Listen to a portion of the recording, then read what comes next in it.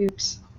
And while it has started, but I realize I need my plug for my computer, so let me just slip away for 1 second and get my plug. I'll be right back.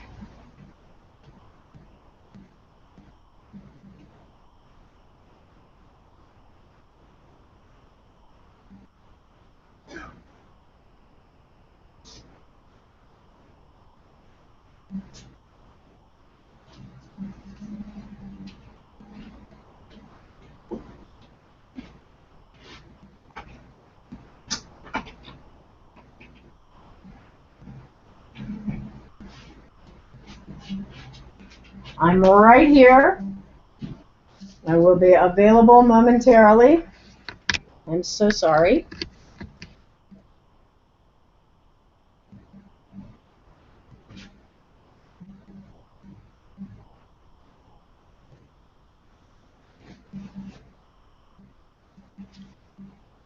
So, what I want to start with, and I'm going to have you read a little bit, Anton. Hopefully, that'll work out fine.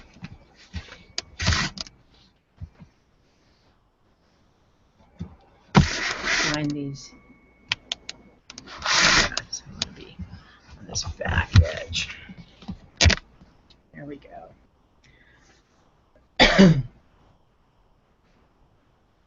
So I'm kind of going backwards here. So we're going to go from inside out. And I'm not going to cover every line here because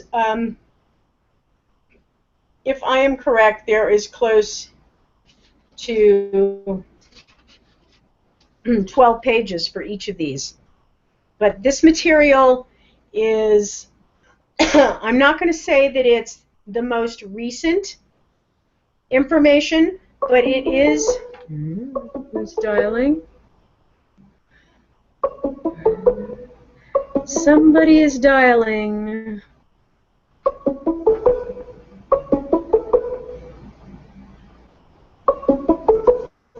Somebody just made a comment, and there's nothing I can do about it right now. I'm going to have to let this ring out. Please don't dial if you're listening publicly. Thank you. But this material is some of the best material. It's from two people that really got wrapped up in anatomy when they were in the middle of learning to teach yoga and becoming aware of the deep, deep, deep things that happen during a yoga practice or during pranayama practice. And remember, that's what we're always trying to help people gain a better understanding of, is their breath and the ability to move the breath or retain the breath, or to retain the bottom of the exhalation. So, muscles are comprised of tissue, and they're encasing fascia and tendons, making up 50 to 60% of your body weight. The characteristics of muscle are excitability, contractibility, extensibility, and elasticity. There is skeletal muscle, creates movement. It is striated and depends on conscious control. Visceral muscle is smooth and found in the internal organs, especially blood and lymph vessels, digestive canal, the gallbladder, the spleen, and the reproductive organs. It is said to be unconscious, though yogis have shown an ability to control smooth muscle. And then there's cardiac muscle form, cardiac muscles. They form the wall of the heart. It is said to be automatic. Though yogis have been shown to regulate their own heart rate, the entire heart or a single cell, muscle cell, can be removed from the body, and it will continue to beat as long as there are adequate nutrients provided. So a muscle, a heart cell muscle, is a muscle that basically just does this all the time. It just pumps. It's going contracting, releasing, contracting, releasing. Two heart cell muscles, when removed from the heart, will beat independently, and upon touching each other, they will beat in unison. The diaphragm falls into a special category. It is a mixture of smooth and striated muscle fibers and is both conscious and unconscious. Other mammals, such as whales and dolphins, need to think about each breath. Even while they sleep, they must wake up to breathe. So now we're going to just move into a few of the characteristics. Muscles can create movement to oppose and reduce movement. Muscles are highly vascular, therefore they squeeze and soak. Effective yoga is extremely important for muscle health and nutrition. Muscle tissue does not reproduce after the age of 2. The original muscle cells that we have grown as we grow as we grow and exercise. And fortunately, there are very few fatal illnesses which affect muscle cells.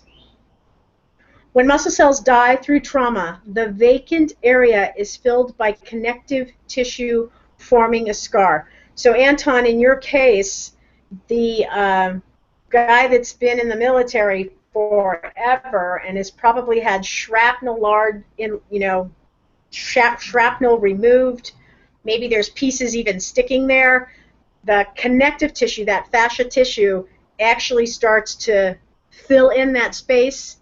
And when you're looking at Gil's work, you're actually looking at the dynamic of that tissue actually kind of trying to create bone, because there is no muscular tissue there, so that fascia and that connective tissue are trying to actually hold what muscle tissue is surrounding it so that it has something to attach to. Now, I'm not going to go so as far as to say is that it's bone, but it's more like a tendon.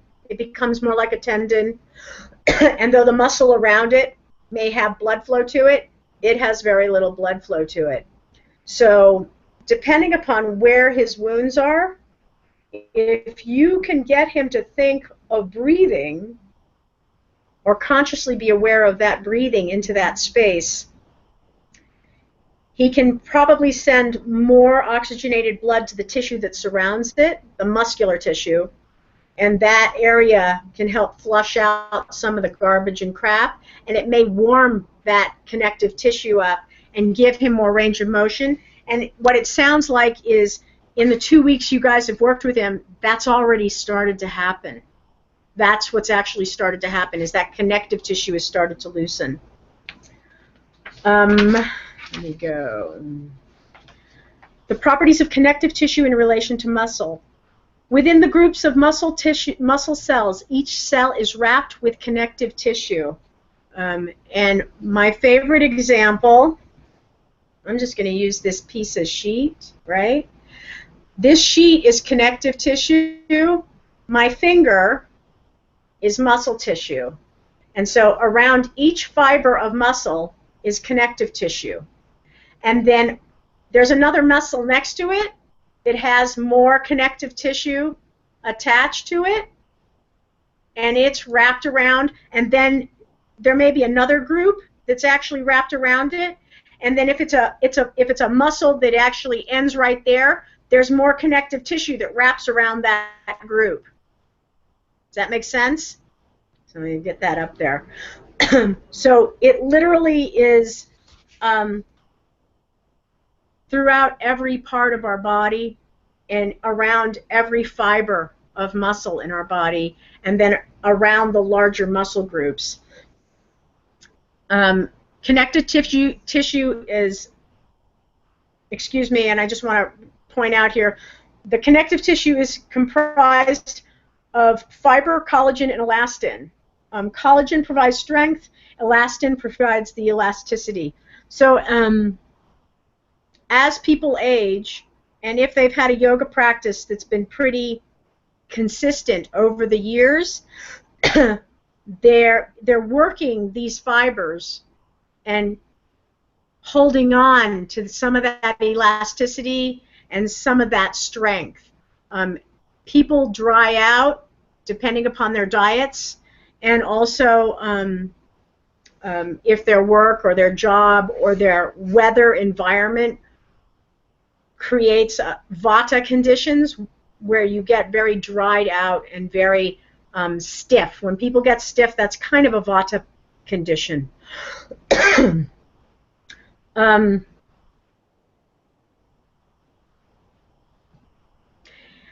Connective tissue is intimately involved anytime a muscle contracts, rests, and especially when it is stretched.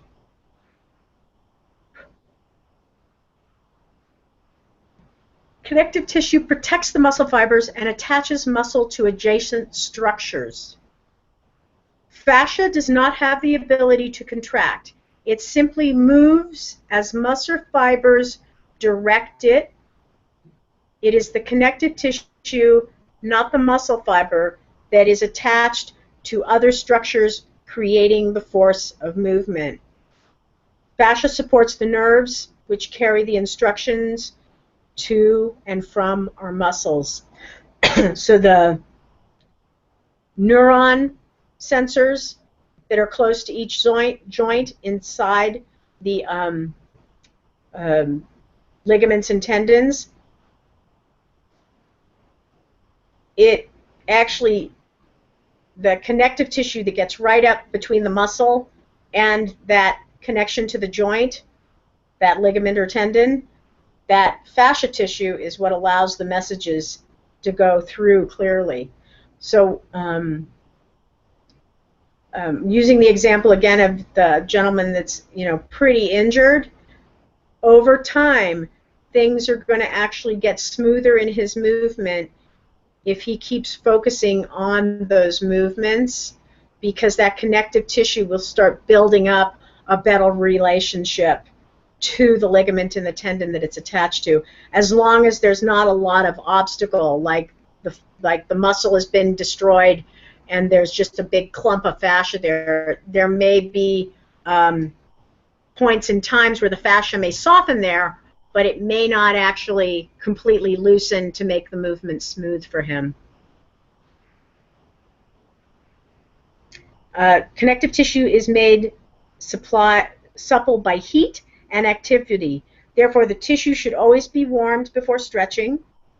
And I'm just going to point out, in the case of runners, people that run, it's actually better for somebody like a runner to do very moderate, just warm up, but not necessarily stretch. And they get the most, I think, out of stretching at the end of their run, depending upon if they're, training for a marathon or they're just doing moderate runs of 6 to 7 miles.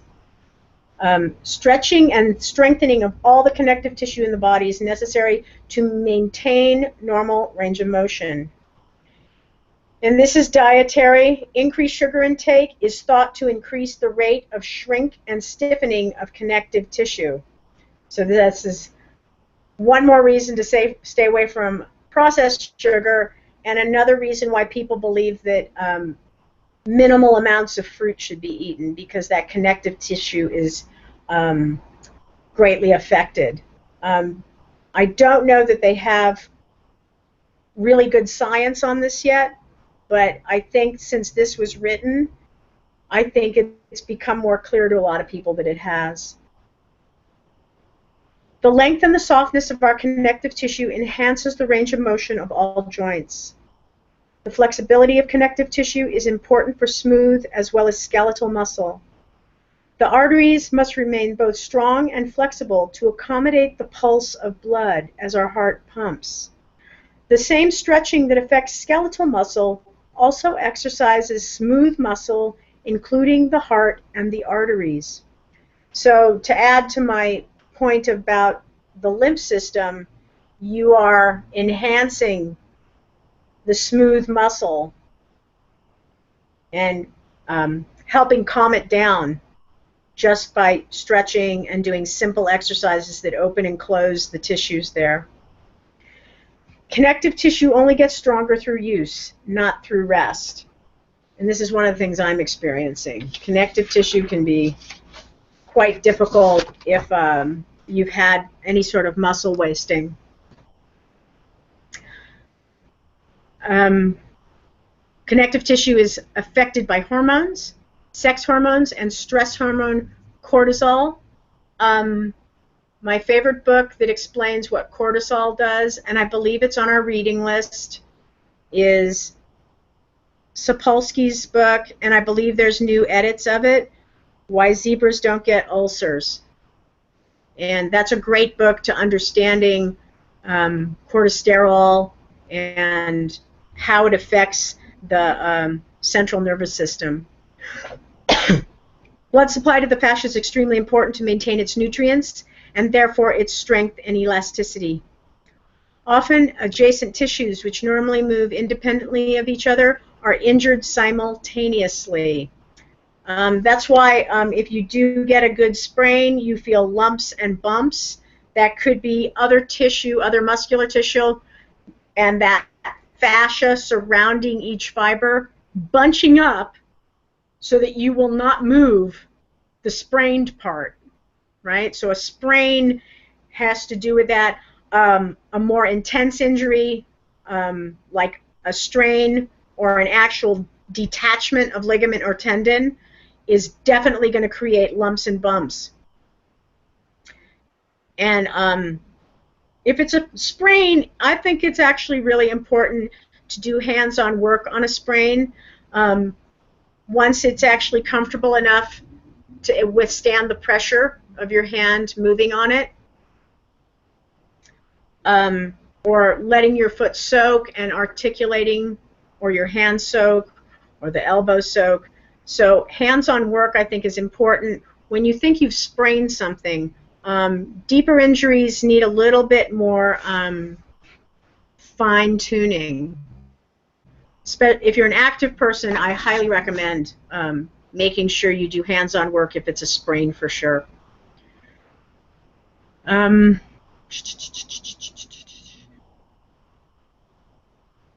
The fascial tissue which surrounds muscle can provide strength or prevent tearing only when it lies in the direction of the stress.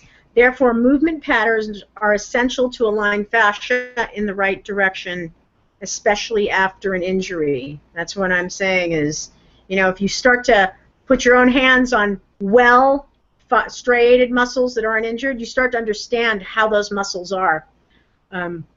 Blood supply to the fascia is important. It maintains nutrients and therefore its strength and elasticity.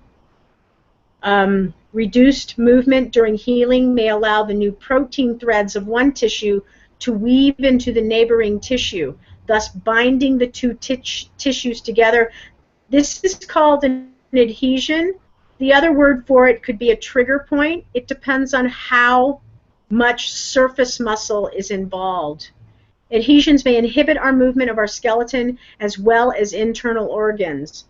That's why I'm always telling people to massage their bellies and dig their fingers into the softest parts of their body, especially in the belly, so that you start to understand when you have tenderness or when it shifts and it's changing.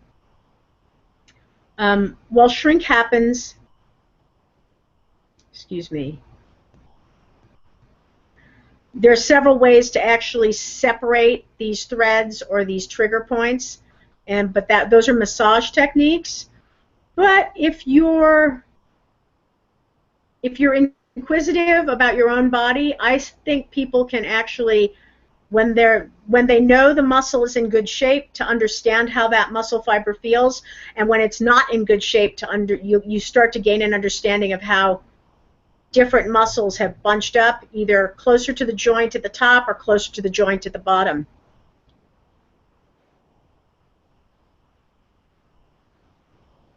As adherent tissues try to get their separate ways, the movement may produce pain. Independent movement is established by separating the threads, which is to some degree another injury. Many massage therapists that practice myofascial release are actually re-injuring the soft tissue. But if they re-injure the soft tissue, ideally, that's why physical therapy is so important, is because they're giving you a movement that's going to correct what was starting to happen. So that's why people that have been given good myofascial release, especially by a good physical therapist, and then they're given exercises to do. That's why it's so important to continue with those exercises so that you can clear those channels and fibers and make sure all the structures are moving in the right direction. In healing connective tissue, activity is very important. The sooner normal movement patterns are integrated into healing process, the more normal the healed connective tissue will be. There will be increased strength and organization of scar tissue with reduced shrink and adhesions. The active cells of healing connective tissue have a hearty appetite and need lots of food to do their job. This requires ample blood supply. And I'm just going to make the point of, that's why we teach people about their breath. If they have injury, the more oxygen that's in your blood supply, the more oxygen that goes into these tissues that need to be repaired. Skeletal muscles. Let me have a little drink of something. And actual Anton, since you're my guy today, you want to read? Go ahead and read the 7 different functions. Don't race through it. I'll have to find it. Hold on. If I think there's a point to make, I will mic myself, but I'm going to mute myself right now. I have to find the paper with it on first. Hold on.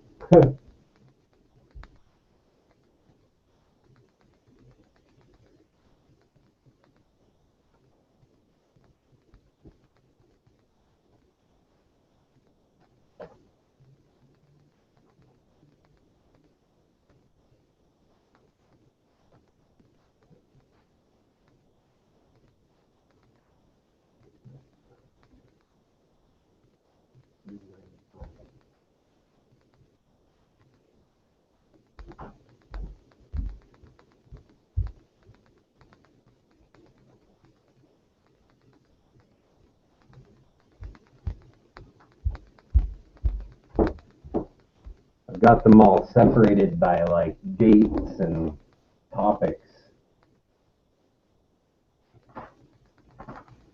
So you know which pages you mean? Yeah. Oh, cool. I'm hoping I can find that specific one.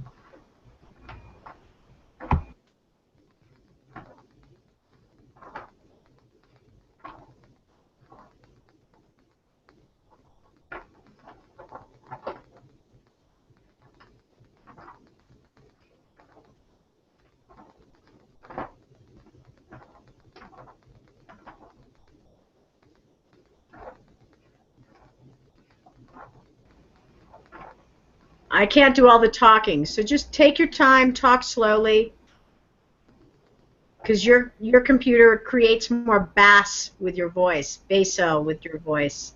Sorry.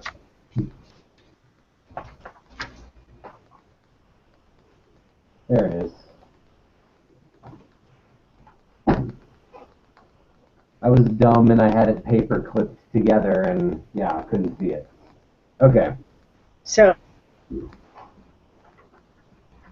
And it's the things that a skeleton does, correct? Or no? Skeletal muscles have 7 basic functions. It's at the bottom of page 3. 3, okay. Even though it's not numbered. Oh.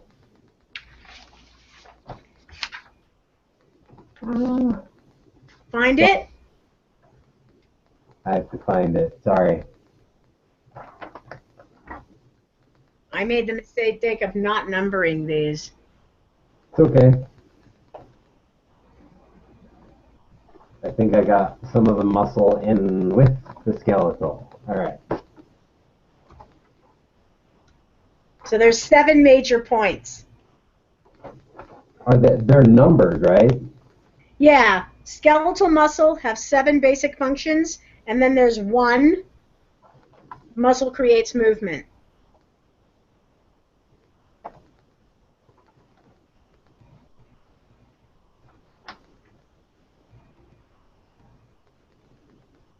Actually not finding that page. Turn it over to the other, flip through the back sides. I'm sorry if I got these out of order. I don't think I did. Oh, it's okay.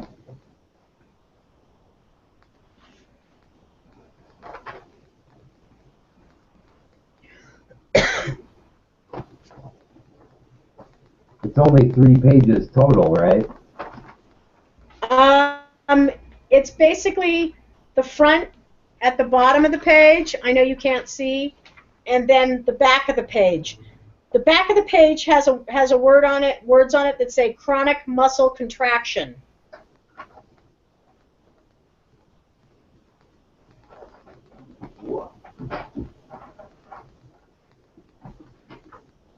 I'm not seeing that one. Not seeing it? Well, keep looking. I'm going to start in and I'm going to read on it. Sorry. So that's okay. You'll find it. Make sure you have the beginning page, and then you flip that beginning page, and then what should happen is that third page should be the second page of the group. Muscles create movement. Each end of any skeletal muscle attaches to a different bone. So a muscle always crosses at least one joint. As our muscle contracts, our bones are moved towards each other. Muscles assist in joint support, especially when ligaments have become overstretched and slack. The example of the overstretched and slack muscle are people that are contortionists. They have to have super powerful muscles that support those joints. Strengthening and toning muscles will increase the stability of the joints they cross. Some joints have little muscular support. If their ligaments are traumatized, there is no backup. And this is interesting for you, Anton, if you found this. Yeah, The sacroiliac joint is an example. Muscles are able to work all day because they take turns. Some muscle fibers are activated while others are at rest. The full strength of a muscle is only used when necessary. And digging in a little deeper on that sacroiliac joint, if you've had good injury inflicted on that sacrum, it can drastically lower the range of motion, which is already very small in the sacroiliac. It's a very small set of tilts and sliding actions. And what it is if the ligament no longer holds it in place, the muscles of the pelvic floor now have to compensate. Pelvic floor and the low abdominals, and maybe even some of the attachments of the diaphragm. So that's why that connection to the belly breathing and not necessarily doing crunches and abdominals in that way, but to actively, like when I demonstrated Agni Sara, that abdominal pumping, oftentimes you can get more blood flow into that area and warm up the ligaments and tendons that are there, or open up and break apart over time the fascial tissue. Oh, okay. And then the only other thing I would recommend on the sacroiliac joint is, you're a redhead, I would be massaging sesame oil on that low back area. My mom That's just that with yeah. You guys have that pitta disposition, so that sesame oil could be really beneficial to that area. Number 3. Okay. Muscles pump blood. Did you find it? Yeah, I found it. So go to number 3 and start there. Muscles pump blood and lymph from our tissues to our heart by contracting and relaxing. When muscles are in a continual state of contraction, the opposite effect occurs. Number 4, muscles support upright posture or hold a particular position. Holding our body up against the force of gravity requires muscular strength. Our body can only completely relax when it's fully supported against gravity. The amount of work required to hold us up against gravity is determined by our posture. That's funny because I always wanted to try working out in one of those gravity rooms that like increases gravity. Have you ever seen those or heard of those? Okay, so number 5, muscles are necessary to express our emotional feelings. Number 6. That's why when people come out of Shavasana, I've gotten into making people make faces Oh. because our emotional feelings are radiated from our faces.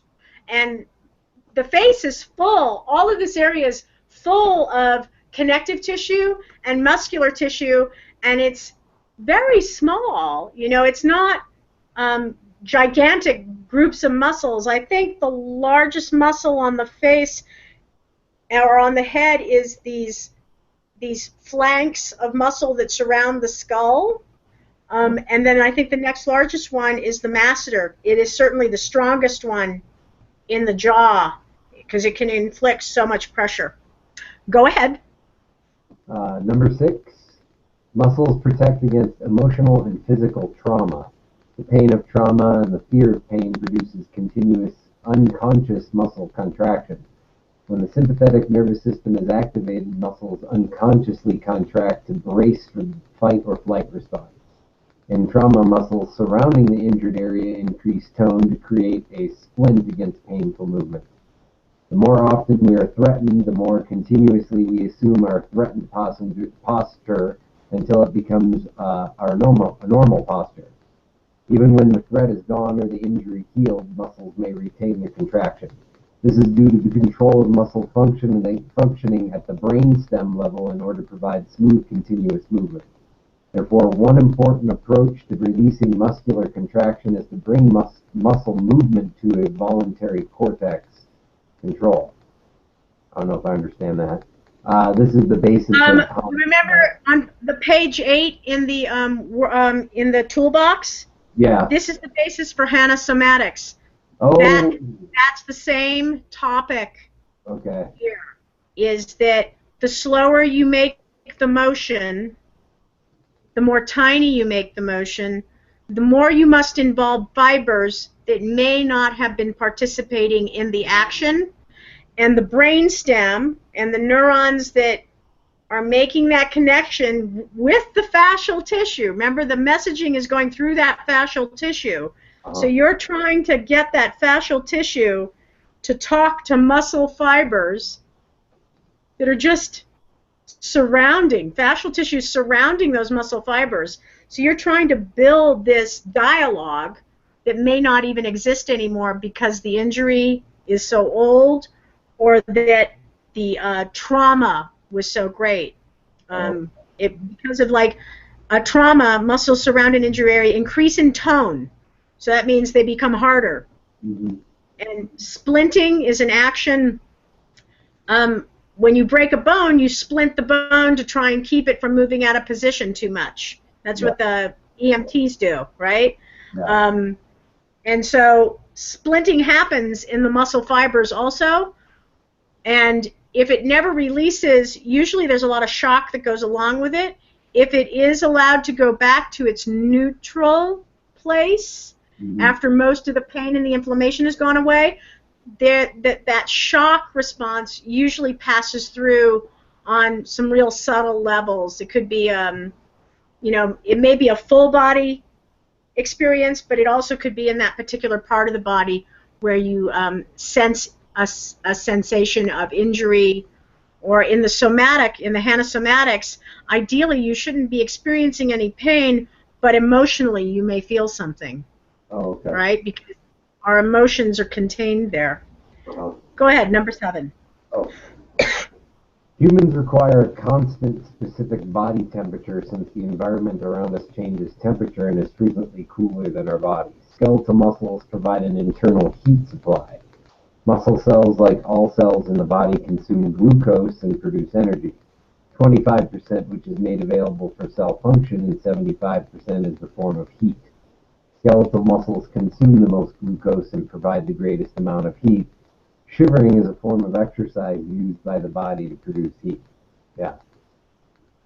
I remember learning When all it about works, when it works correctly. When I shiver, I don't make no heat.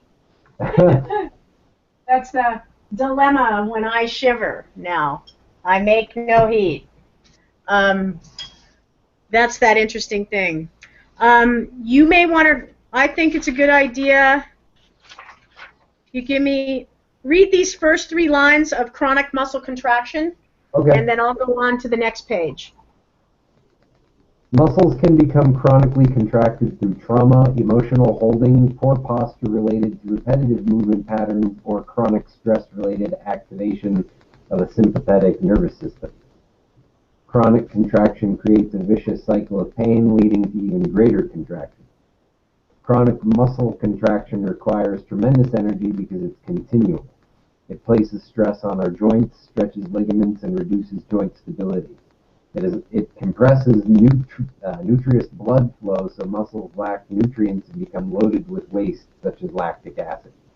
This disruption of homeostasis causes muscle damage and inflammation, which produces pain.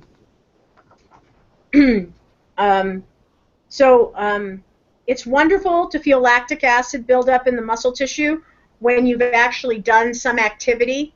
It ain't so good when people will come into yoga, and because the muscles have contracted for so long, they're in so much pain, and there's so much a buildup of lactic acid that their body can no longer get the lactic acid out of the muscle tissue because there's no relaxation response. So the other word for homeostasis in this case would be relaxation response, because you need that relaxation response to let the muscle let go of what it's holding on to.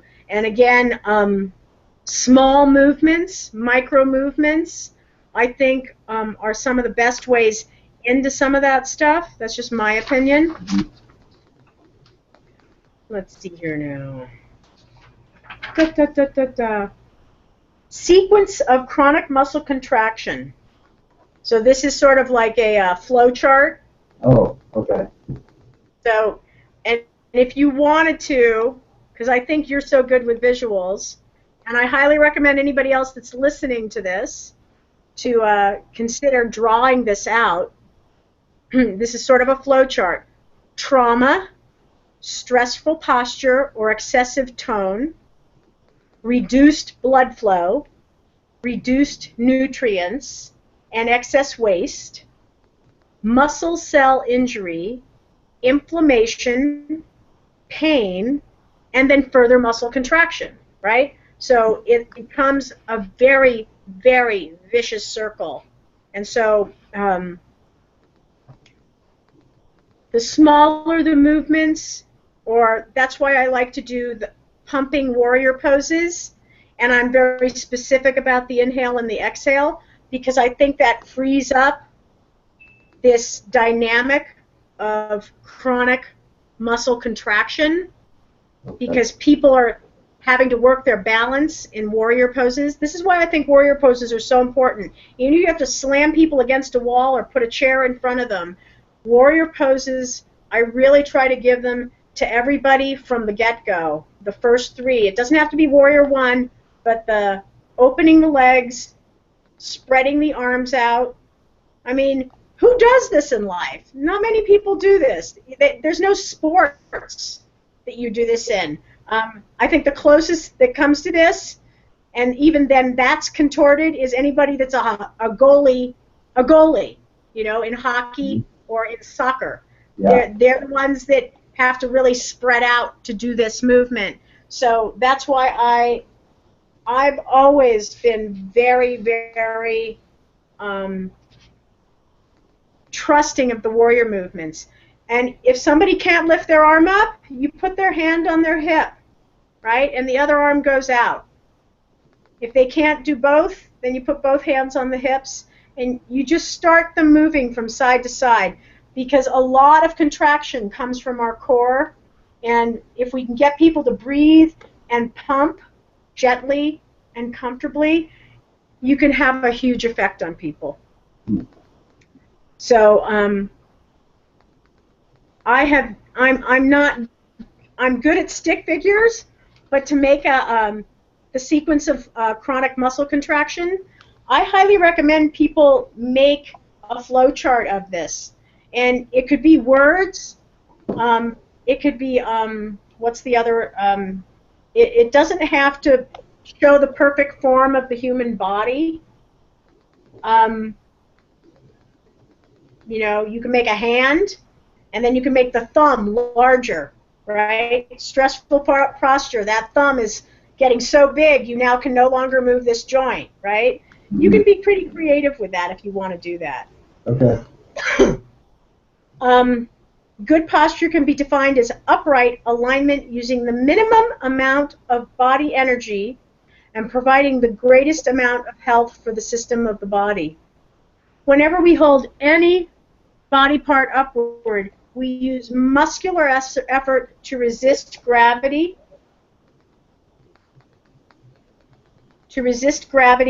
Oh, where am I? And our muscles must pull up with the force equal to gravity pulling down.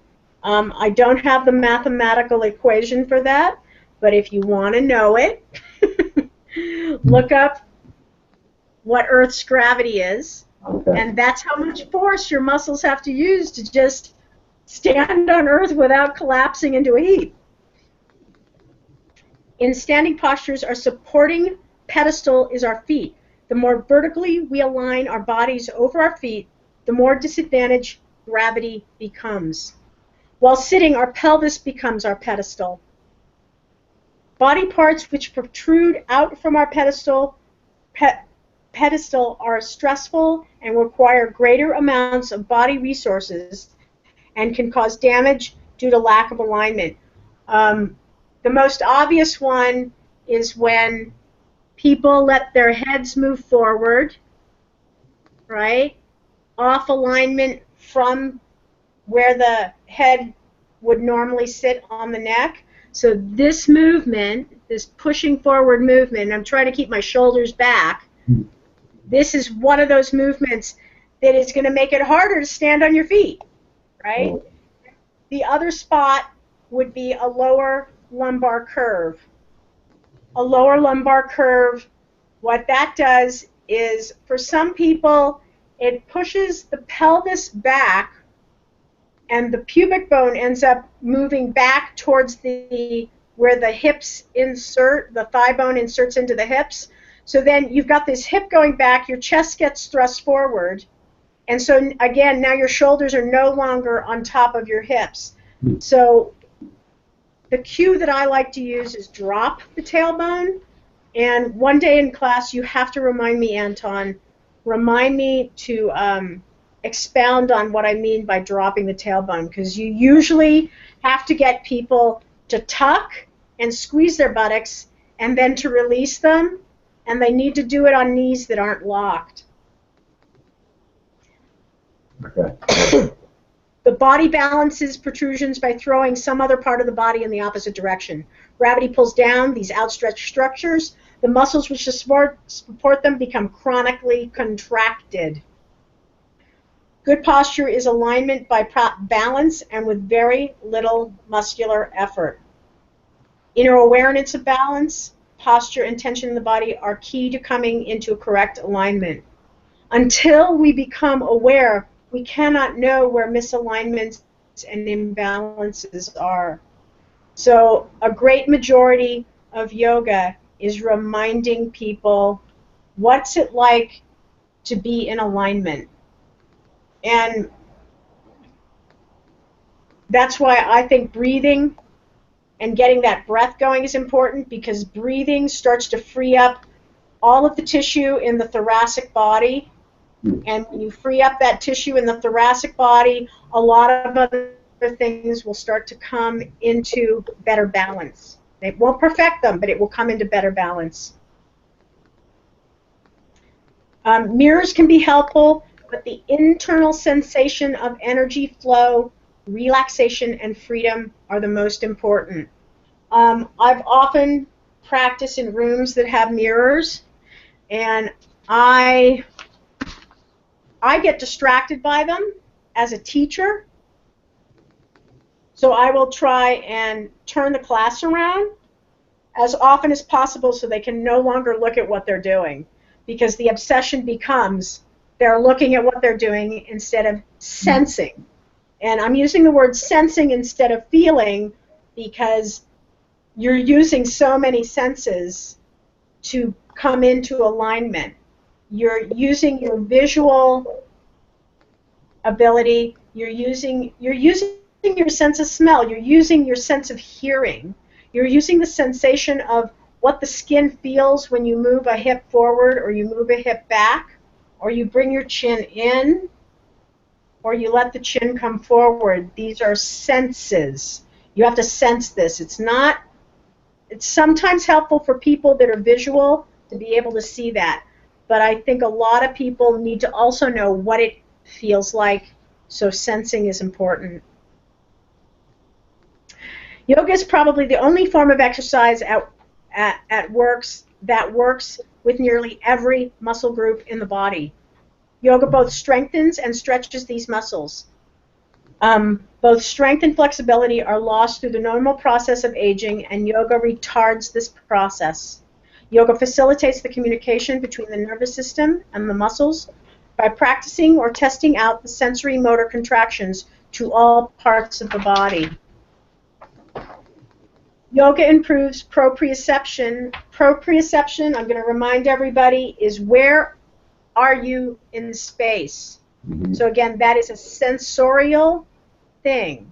You use your eyes and you can look around and you can see a certain amount of stuff without moving your head by just looking around with your eyes, right? So you're using proprioception here to just know where you are in space.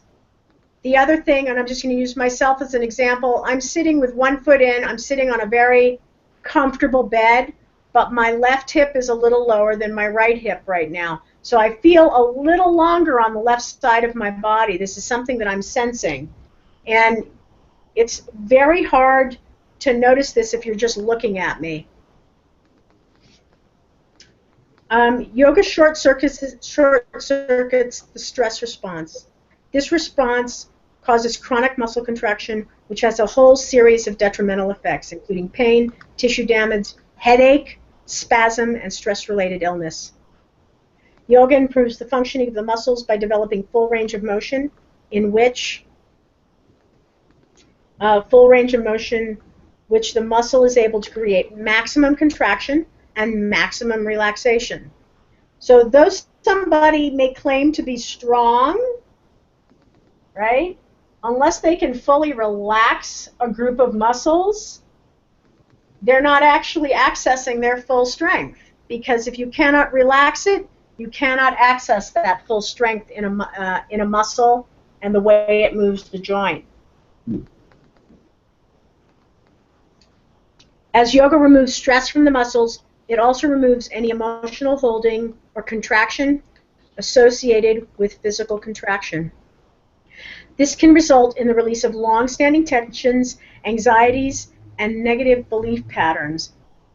It's so wonderful to be able to go through your body and find out that your mind actually is enjoying it. And I think that's one of the nicest things about yoga. Yoga improves circulation to both smooth and skeletal muscles, allowing the better functioning of the circulatory and digestive system, which are largely smooth muscles. I believe I am at the end of this. Yeah, excuse me. I think there were only, and then the skeletal system. Yes, there's only 6 pages. We have a total of 6 pages to go through. Take a little break, Anton. Get something to drink. We're going to cover the skeletal system. I thought I had more of these pages, and I just found them. And I'm going to read another section from the Medicine Buddha when we come back from that book.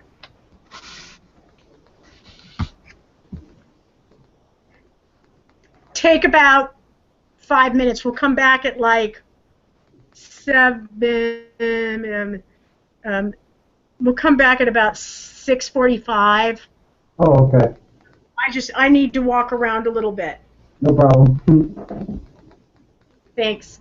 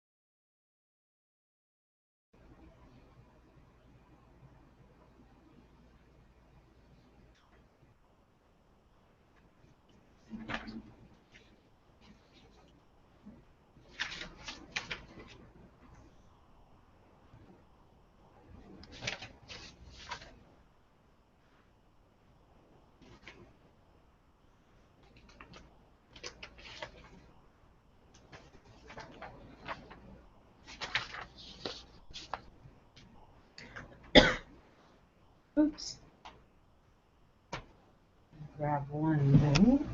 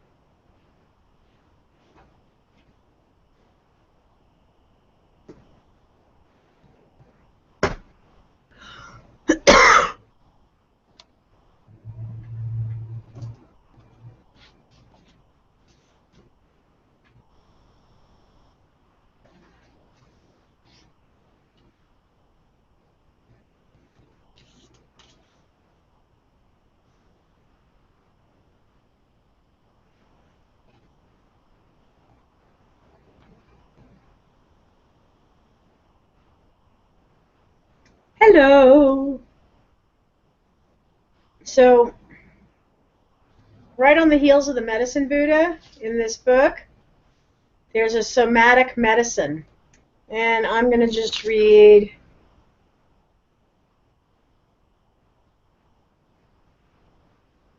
just the introduction to it. According to Tibetan medicine, the essence of health is holistic harmony. It is a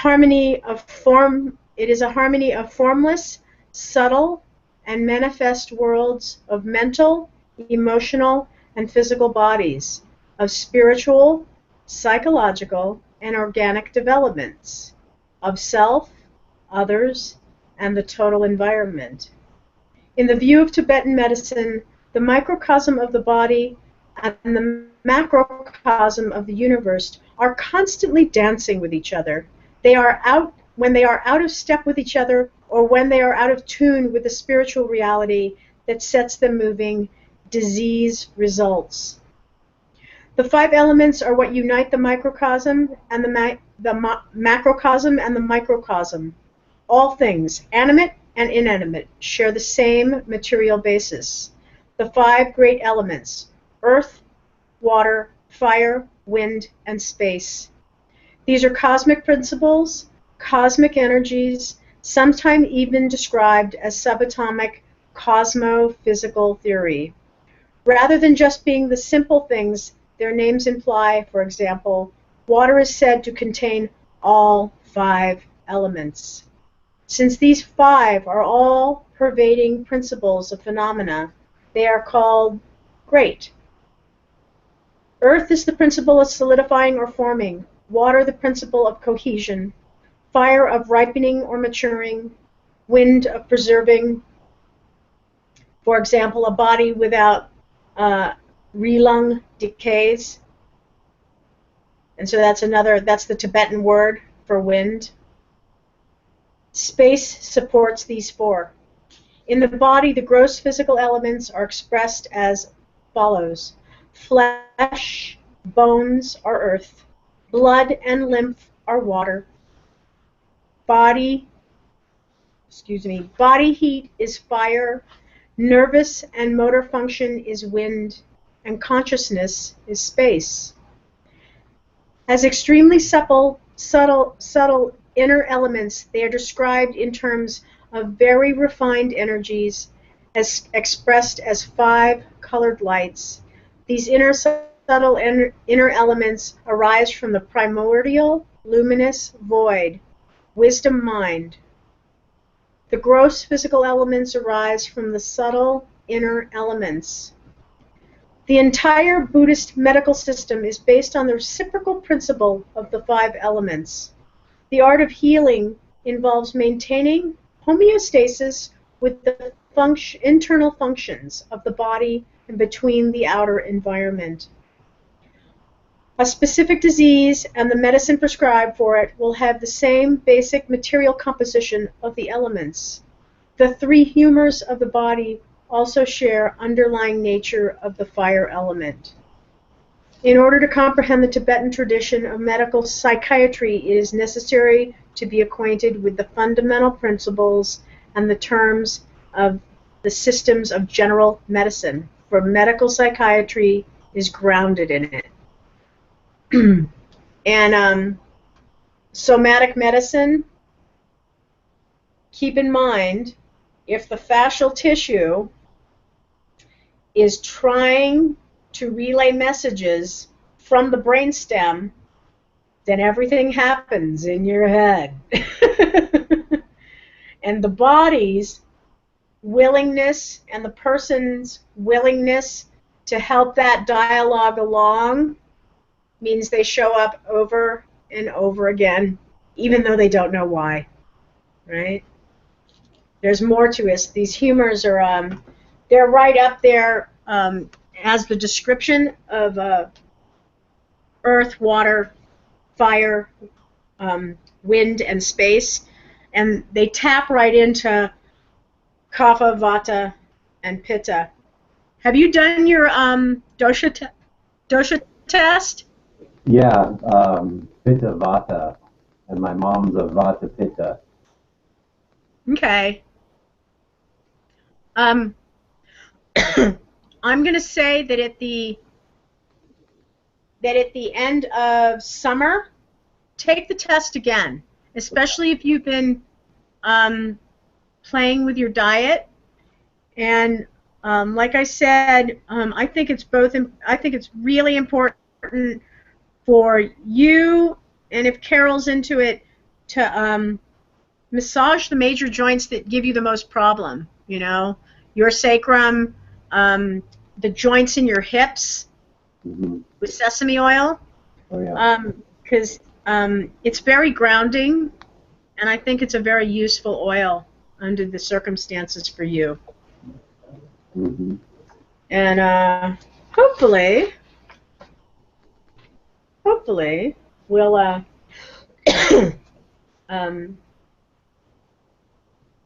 task into it, and I'm hoping to make sure that I really want to make this Marma t-shirt, and so I'm really like striving in my head that this is going to happen before the end of summer. So you'll have a little thing, and you'll be able to repeat the Marmas over and over again and talk to them.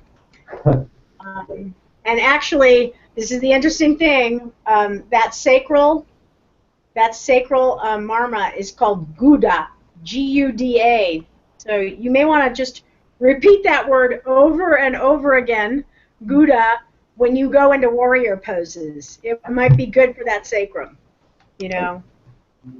Keep it going through your head. Repeat it silently.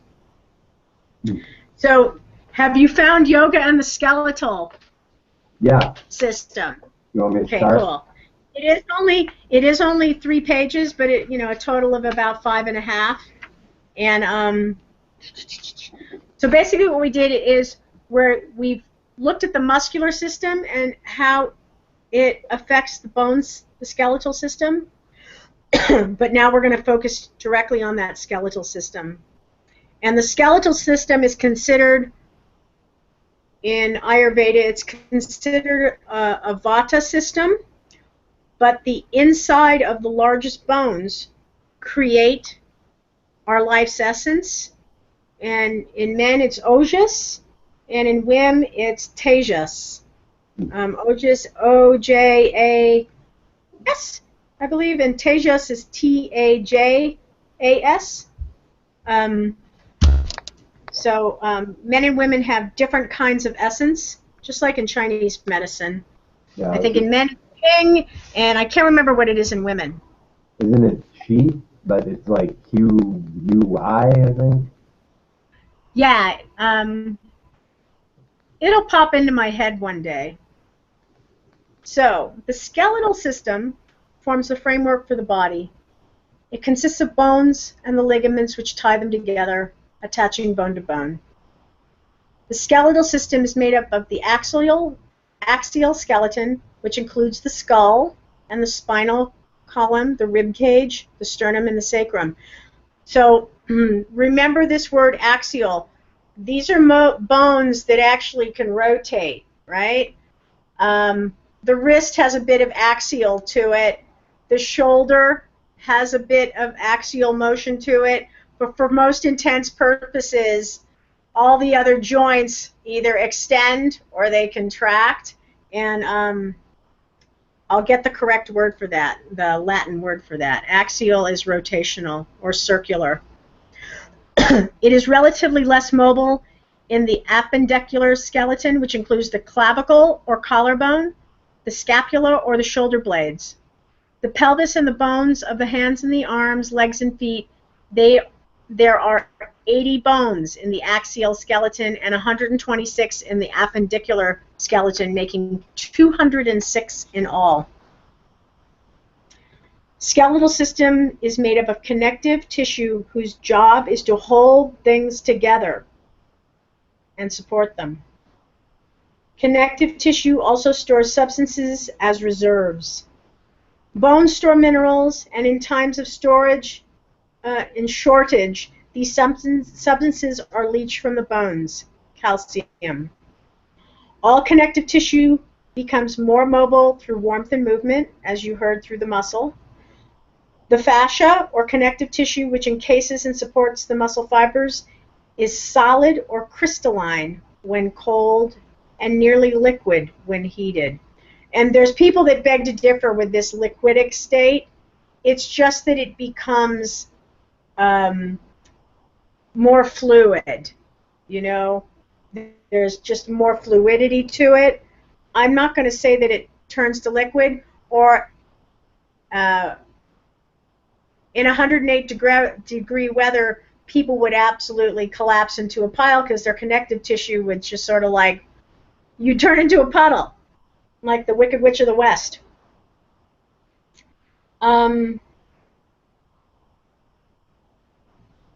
When connective tissue is made soft and pliable before work and injury, the risk of injury is reduced. The risk of injury is reduced. All connective tissue slowly shrinks and stiffens. Though bone is less subject to shrinkage, it can become less dense. Inflexibility accelerates the process. Connective tissue is affected by nutrition, body chemicals. Cortisone, one of the stress hormones, is one of the biggest enemies of connective tissue. And that's why I highly recommend reading a book on stress response. And that's why I recommend the book, Sapolsky's book on why zebras don't get ulcers. Connective tissue responds to exercise. Our bones and tissue respond to the needs and needs placed upon them, becoming stronger through use. When connective tissue is not used, it digests its protein but does not replace it. So this is one of those dilemmas when people have muscle wasting. The connective tissue actually starts to disintegrate. Astronauts in space must exercise in special airbags to avoid osteoporosis. When connective tissue is injured, it heals in patterns in relation to the stress placed upon it. If there are no patterns, then the connective tissue does not know how to organize itself in the healing process. The use pattern shows the injury how to heal without creating excessive scar tissue. So the use of the bone and, you know, how you articulate it reminds the pattern in which the connective tissue and the muscles have to reorganize themselves. And I use reorganize because you may be able, you have, you know, only so much muscle tissue cells, you have only so much connective tissue cells, so all you can do is try and remind those cells their correct range of motion, right, after injury, so that that tissue grows in the right direction. And that's why physical therapists start with small ranges of motion after knee surgeries or hip surgeries. They're starting with correct range of motion for that joint. Even if the person used it incorrectly all their life, they're looking to correct it as much as possible. In healing connective tissue, activity is extremely important. The sooner normal movement patterns are integrated, the more normal the recovery will come. And this is reinforcing yoga and the muscular system. These are very connected to each other. Activity must be done with an awareness of the injured tissue's fragility.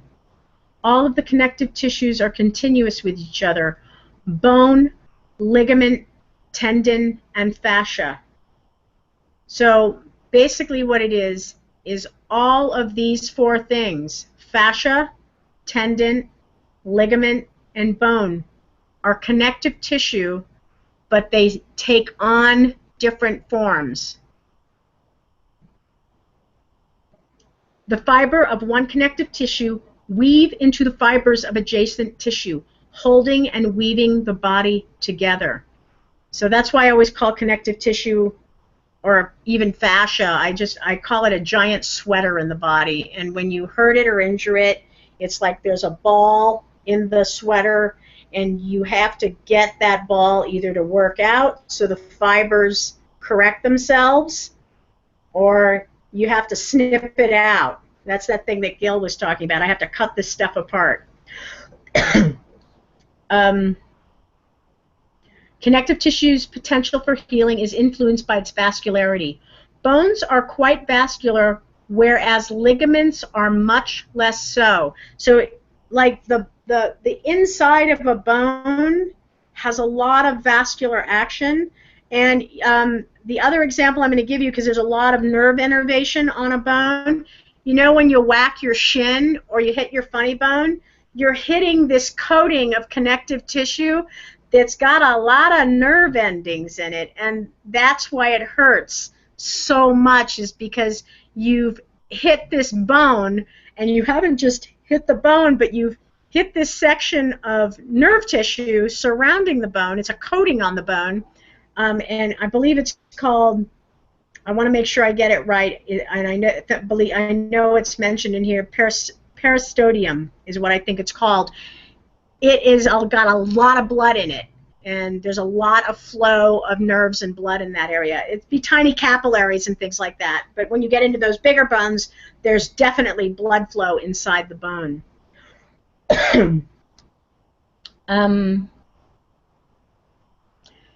Ligaments heal extremely slowly. An ample blood supply is essential for healing connective tissue. Because tendons and ligaments and joint cartilage have poor circulation, yoga can be extremely helpful in increasing circulation to these areas. And again, I'm going to reinforce this concept of breathing. Getting more oxygen into the body brings more oxygen into our blood, which in turn you get rid of more junk.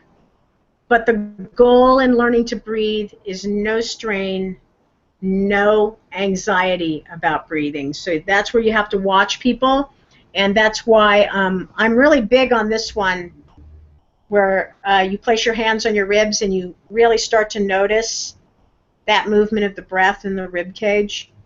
And also if you can actually do it on the right side or the left side, I think that's a really fabulous way for people to understand that they can actually shift things around a bit. Ample blood supply is essential for healing connective tissue.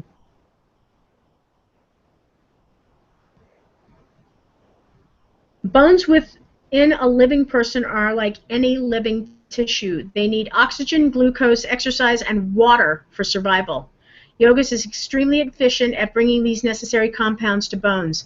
Because the active contraction and relaxation of all the various muscles creates a squeeze and soak effect for the bones themselves.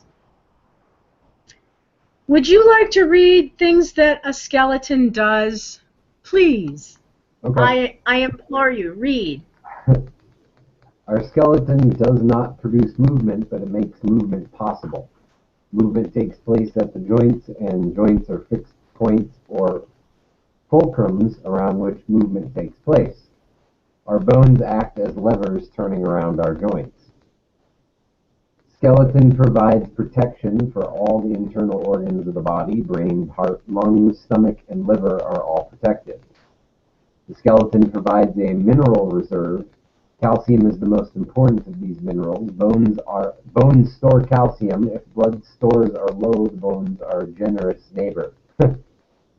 Bone marrow contains the parent cells of many of our red and white blood cells. Yellow bone marrow stores fat as fuel reserve. Interesting. I didn't know that the yellow bone stored fat. Qualities of bone. Blood flows through bone like sap through limbs of a tree. Old bone cells are consistently being broken down and replaced, which requires sufficient nourishment and energy provided by the blood. Bone growth requires adequate but not excessive protein in a diet to carry out its metabolic functions. Excessive animal protein creates high acid pH, which may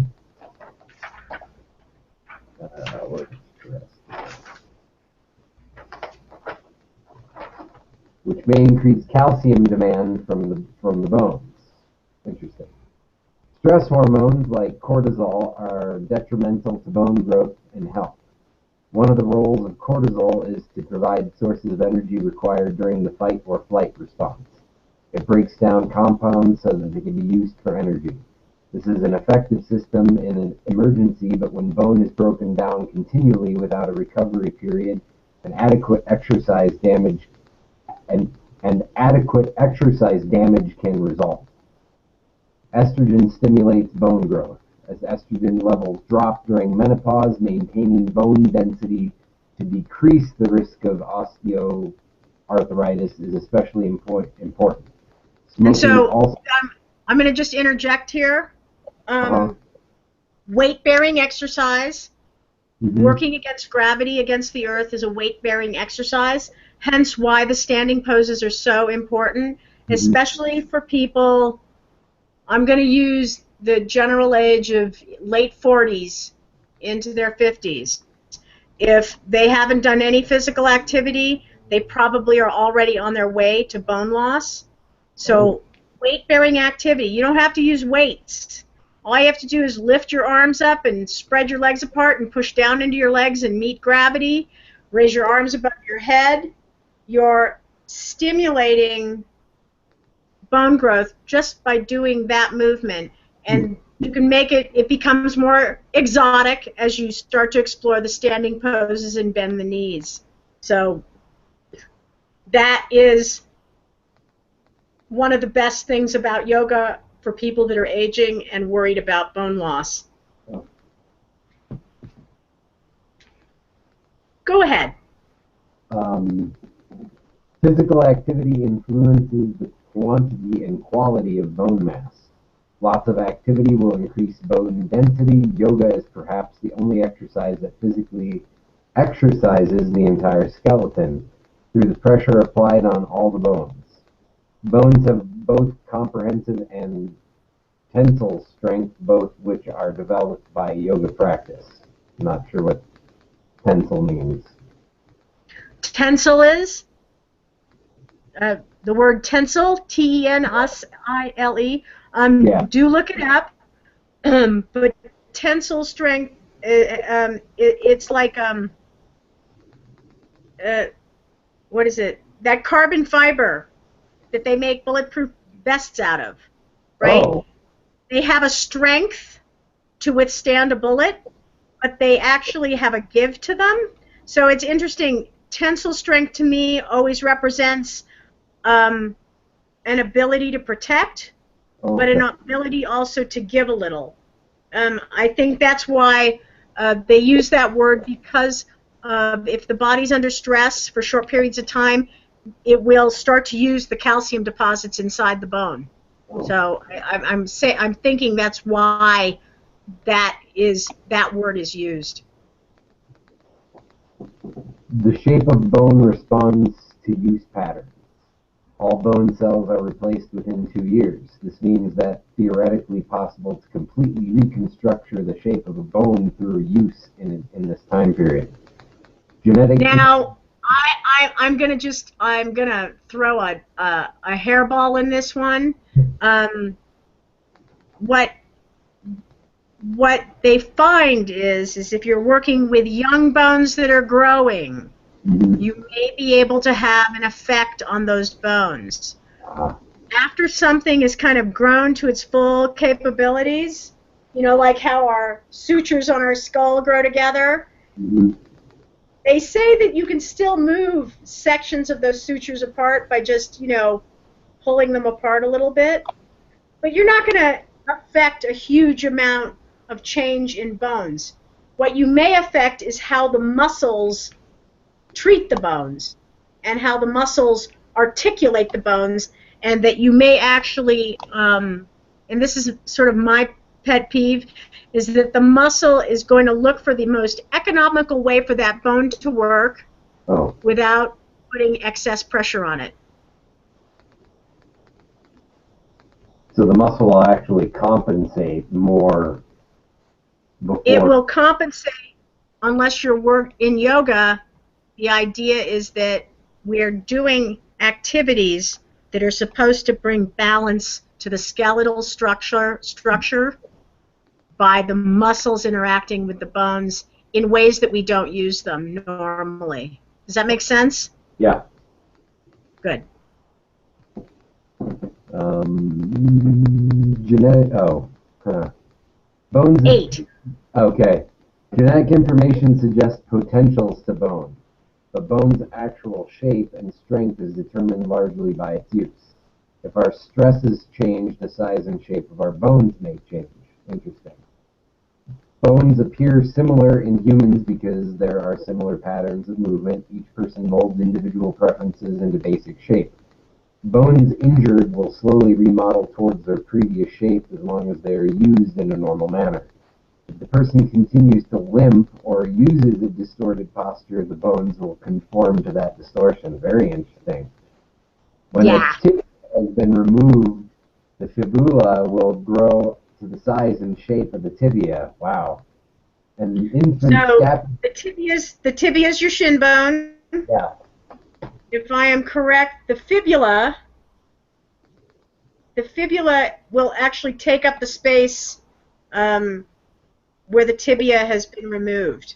Wow. So it's the other bone. I'm trying to like think about this. I'm feeling around in my leg here. Me too. Yeah, it's like there are 2 bones in the leg. So if you have to take the tibia out, the other thing is, I'm going to just point out to you that if somebody destroys their whole shin, they often take the iliac crest. They actually cut off a piece of the iliac crest and they will graft it between the knee and the ankle. And because the iliac crest will actually grow to fit that space also. Oh. Cool. Yeah. An infant scapula begins as a wedge of soft cartilage and develops shape and density through action of crawling. Now there we go. You know how, like, when you look at a little tiny baby, how their shoulders seem so narrow and their head seems so big, and then when they start to crawl, the shoulders start to fill in the space to support that head, and also to support the weight on their body, because their little torsos are so narrow when they're first born. Where are we at? Cartilage. Cartilage. Oh yeah, we will get to peristotium. Read these first 3 things, and then I'll take it on from there. Okay. Cartilage, a form of connective tissue, forms the slippery covering over the ends of many bones. Most cartilage is avascular, so its potential to heal is limited. Cartilage functions as a shock absorber, especially in the intervertebral discs. Cartilage provides shape for the nose and ears. Nose and ears. Cartilage provides a mold for bone. Cartilage is one of the first structures to be damaged in arthritis. It is subject to damage from repetitive movement and weight bearing. The bursa are synovial sacs that cushion the place where muscles, ligaments, or tendons need to go around a corner. So the shoulder actually has a tiny bursa in it. If you look at one of the really good intricate anatomy books, I'm trying to remember the name. I have it, and I'll bring some pictures of it. Okay. And the thigh bone, where it fits into the hips, socket there. There's a bursa there, but it's called the labrum, and it's a bit thicker than what you have in the shoulder. That's why, like you'll hear about people who've gone through frozen shoulder. The bursa is damaged, so it either leaked or it tore away from the surface that it's resting against, so the shoulder can have that free range of motion. Mm-hmm. And there are doctors that aren't bad at finding the right spot and injecting in a saline-type solution into that area, and oftentimes that bursa will heal. You have to catch it, I think, it has to happen when people are younger. I don't know how well it works on the older, especially if there's a great deal of scar tissue already built up in that area. But I have talked to people that have had that done.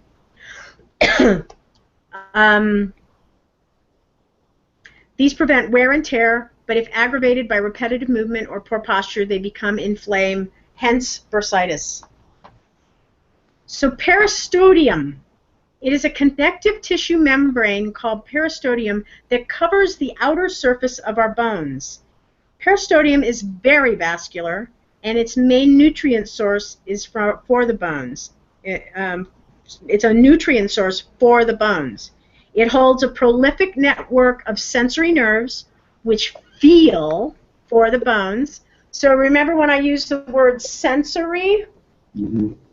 When they're using the word feel here, when somebody's in Shavasana and you're asking them to let the leg bone rest into the flesh behind it, and then let the flesh over that bone drape over it, there are enough sensory nerves in there to where people can actually, really get an idea, lying with their eyes closed, the shape of their own leg, or if the leg feels like it's bigger or smaller.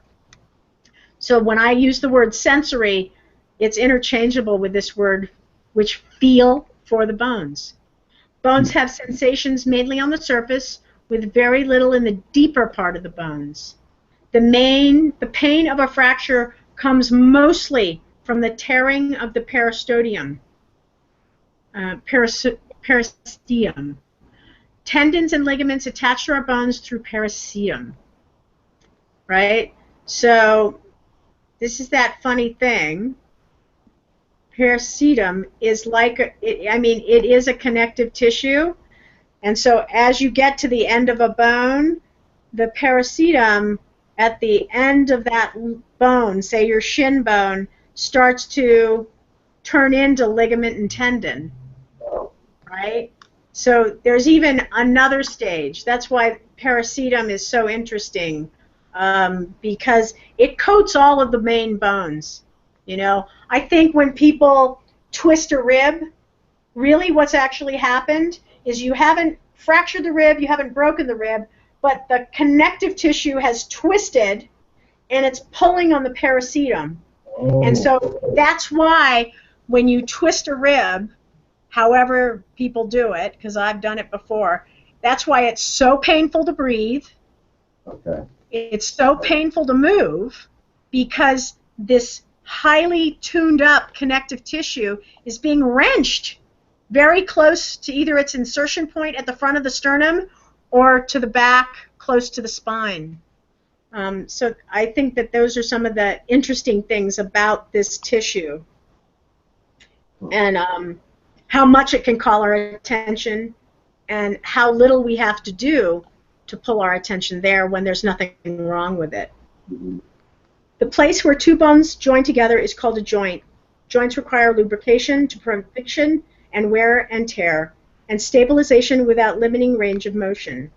The greater the mobility of the joint, the greater the tendency to become unstable. So this is my big pet peeve. The younger you are, the more you can explore your flexibility. The older you are, what it is that you're starting to stretch, once you start feeling like you're moving deeper into, like back bend, right? There's all this connective tissue in this part of the arm. There's all the connective tissue on the sides of the ribs. Mhm. And when you start wanting to explore the more contorted poses where there's weight on those arms, the older you are, and I'm just, again, I'm saying, from ages 45, 48 up into 60s, there are many people that, have gone happily into yoga, but the more injury you have, the more scar tissue that you have not allowed yourself to work through, the more you have a chance of dislocating a joint. And it's just a fact of yoga and people trying to achieve contorted poses in their older age. I don't believe that it's bad to explore it, but they are putting their own well-being on the line, because to heal ligaments and tendons and pericetum, it takes time. The pericetum is going to heal a little faster if you're doing correct range of motion, but that ligament and tendon, they're going to struggle to get oxygen flow to them unless you work with people that are insistent that you do micro movements and start to open those micro movements up little by little. Again, the younger somebody is, I'm like, go for it. When I have a 12-year-old mixed with a bunch of 75 years old, I'm like, push up into wheel. I just tell them to do it. Nice. Even before I even say bridge, I just go for it. But that's the luxury of knowing that it takes a lot for a 12-year-old to a 16-year-old to hurt themselves. There are people that play certain sports like volleyball and crap like that are doing repetitive motion. I don't know that I want them pushing up into wheel, even if they are hardcore athletes. I don't know that that's the best if they do not normally have large range of motion that's outside of the range of motion of their repetitive motion of the game. Okay. If they're already practicing, totally different thing. That's why I get so. That's why I inquire so much to somebody that comes into the room.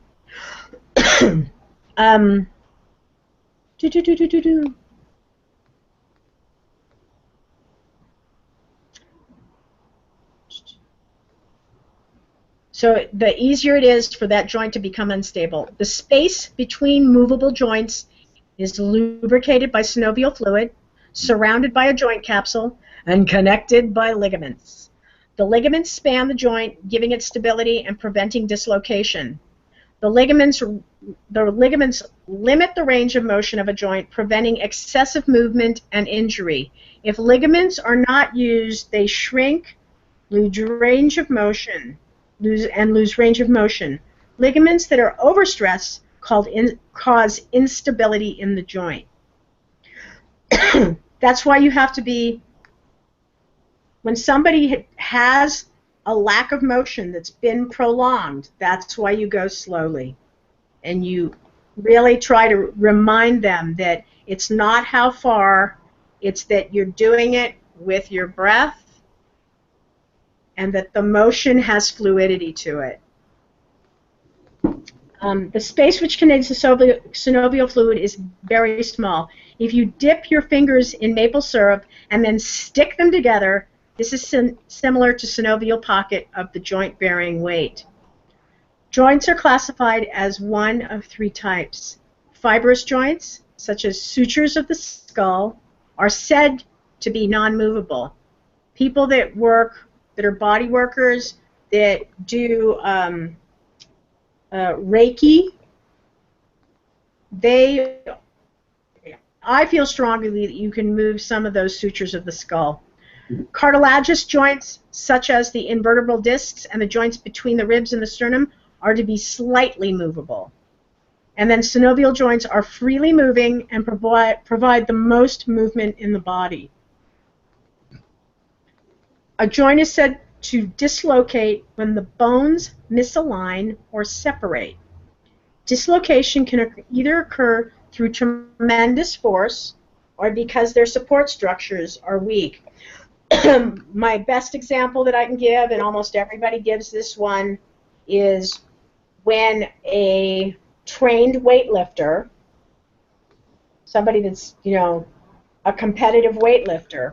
They can create so much strength in their muscle that they can break their own bone, right? The muscle can become so strong that if they leverage the weight incorrectly, they can break their own bone through the power of the muscle itself and through the leveraging of what it is that they're lifting. So I think there's a huge science to lifting because you have to have the right it's a very geometric thing when you do something like that. Tremendous force, or because their supporting structures are weak, damaged, or overstretched. In yoga, we often focus on stretching, though some joints need more stability. When ligaments have become slack, this stability must be provided by the muscle.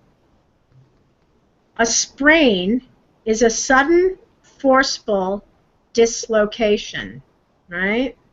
So that's why you have to work slowly with a sprain. You have to explore it with your own touch. You want to have a good doctor that can go, yes, this is a sprain. It's not a complete dislocation, but it's a strain, a sprain. Where am I? Voila. Ligaments. Most ligaments are not designed to stretch. If stretched 6% past normal length, they will tear. Therefore, increasing range of motion should be done slowly, always providing strengthening support to the muscles which support the joint as we develop greater range of motion. A balance of strength and flexibility must be maintained through the process of development in Hatha Yoga to avoid injury. If a ligament is overstretched, it will return to its original length. If it is repeatedly overstretched, it will go slack. The key to not overstretching ligaments is stretching without pain. And that's why I'm like, it's such a fine line, you know, because some people think that pain will help them gain something, and if they're moving into that ligament and they're creating pain, they're not going to gain anything. They're going to actually lose more. Conditions. Some of the most common conditions which affect bones are osteoarthritis, and osteoporosis. Osteoporosis is the loss of bone density, lack of calcium, protein, and a reduction in secretion of sexual hormones which build the bones are factors. Gentle yoga, which massages the bones, can be helpful. Osteoarthritis is an inflammation of the joint. Some factors are diet, lack of exercise, stress, and the subsequent release of cortisol, poor circulation, poor posture, and a lack of support in the structures which support the joint. Gentle yoga, again, may be helpful. Rheumatoid arthritis, arthritic degeneration caused by an autoimmune response.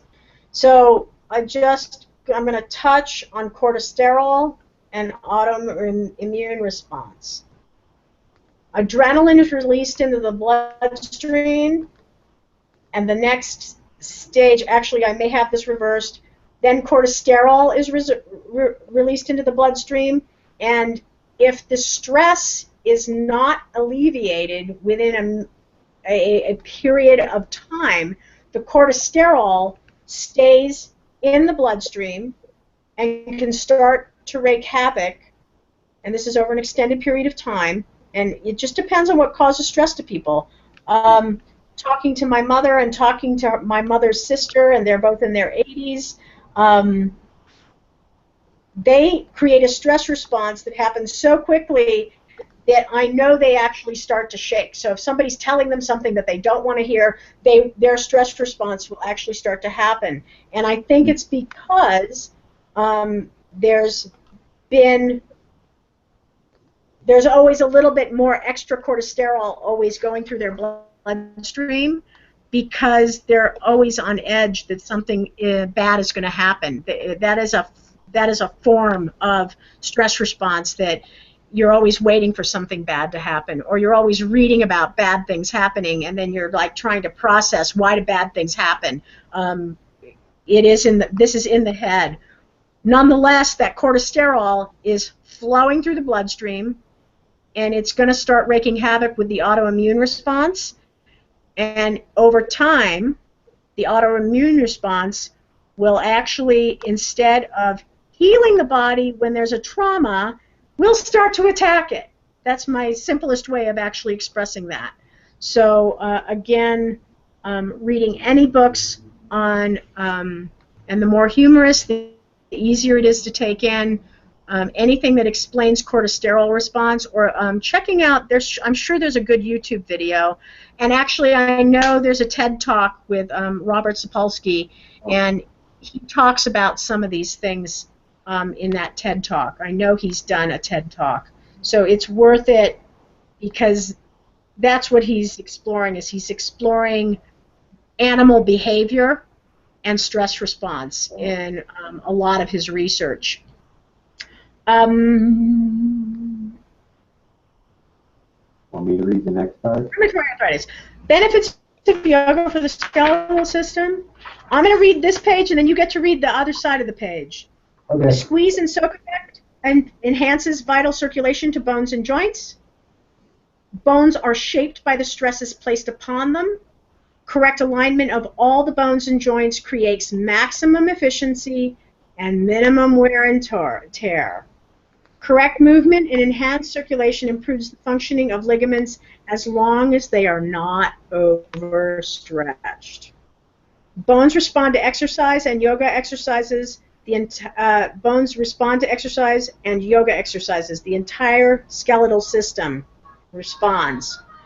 Yoga enhances muscular support at the joints, thereby creating adequate space for healthy movement. Cartilage and synovial fluid, like all connective tissue improves their functioning through use, as long as that use is not excessive or with improper alignment. The heat created by the poses softens and stretches connective tissue. Go for it, Anton.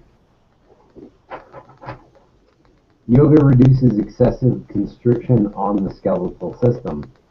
Yoga balances the autonomic nervous system, thereby balancing stress chemicals such as cortisol, which are harmful to the skeletal system. Yoga aids in repair and recovery of the skeletal system by aligning new tissues in the correct direction of use and reducing scar tissue. Check that opposing muscle groups are balanced in terms of strength and flexibility so that the skeleton is not pulled out of alignment. Keep a relaxed attitude while doing the poses to avoid activating fight or flight responses and the subsequent release of stress chemicals which affect the skeletal system.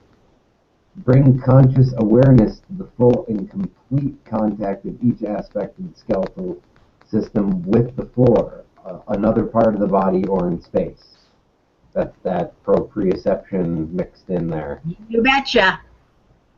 Use the muscles to create space in the joints. Always warm the joints before stretching or strengthening. Avoid habitual cracking of the joints. Experiment with modifications that remove or reduce creaking or cracking, as these create wear and tear over time.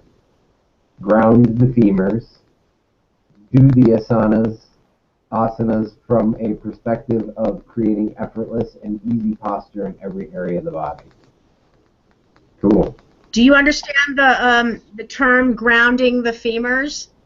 Making this sure is more of an idea. This is right? Go ahead. Go ahead. Oh, sorry. Just making sure everything's in alignment when the gravitational pull is on top of the femurs. Yeah, I would say that's it. But then you start getting into, so remember the somatic exercise of rotating that femur bone inside of its hip socket? Oh, yeah. When you get into the warrior poses, the ability to sort of pull that femur bone into its hip socket or lengthen it, my inclination is to pull that femur bone in, but you can explore the lengthening of the femur bone.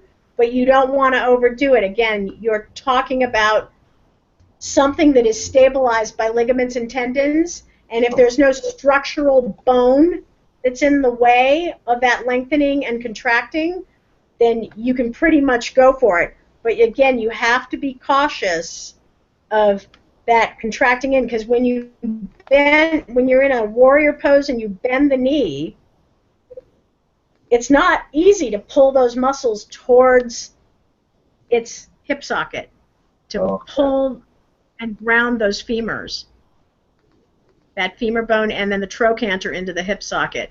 That's why sometimes I tell people, wrap those muscles around that femur bone. So it's not just referring to the gravitational pull in like a vertical position, it's horizontal. In the vertical thing, it's easier to sense, but as soon as you bend your knees, it kind of gets lost in that shuffle. Yeah. That's what I think. It'll get lost in that shuffle. So, I think we've done a fabulous 45-minute marathon on the skeletal system.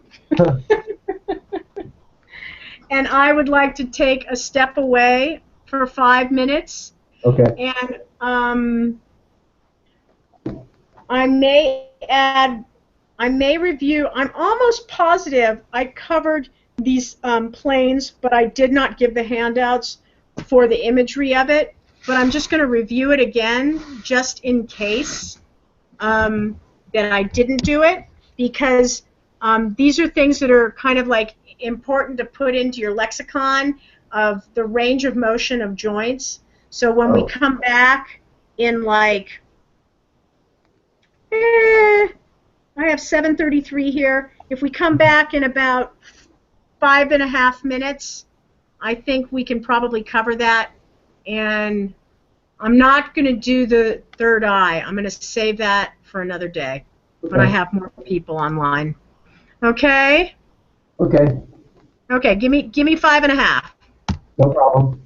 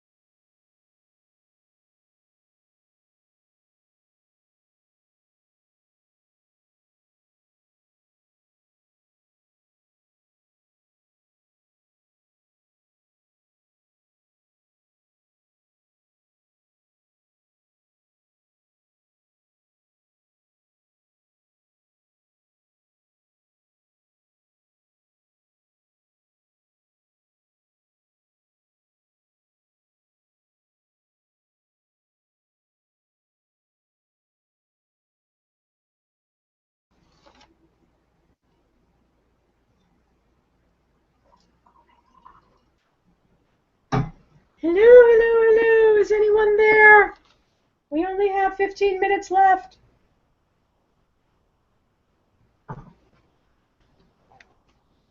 Or then some.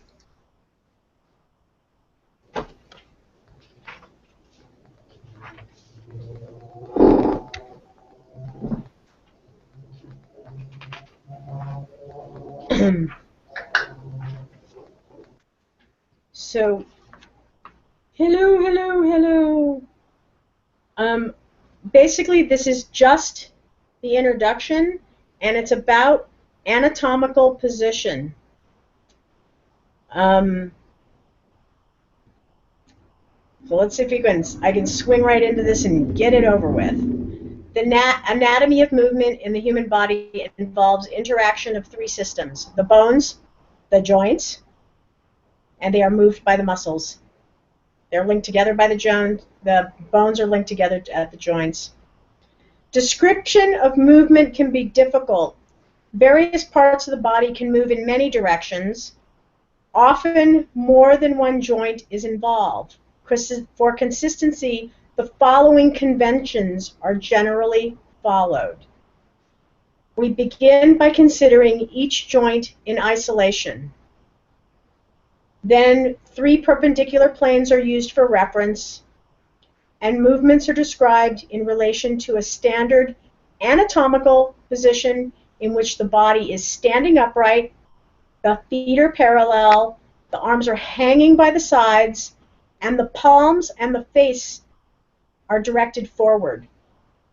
Right? So in yoga poses, many people stand in mountain pose with their palms opened and their face forward, and they're on their legs. And that is the convention of how the anatomical position and how movements are designated. There are planes of movement. The median or the mid-sagittal plane divides the body into symmetrical left and right sides. Remember how I said you can do sensory meditations? You can have the person run a line down the middle of their head, down the middle of their body, in between their legs, and then it shoots off into each leg. That would be that mid-sagittal plane. Any plane parallel to the median plane is called a sagittal plane.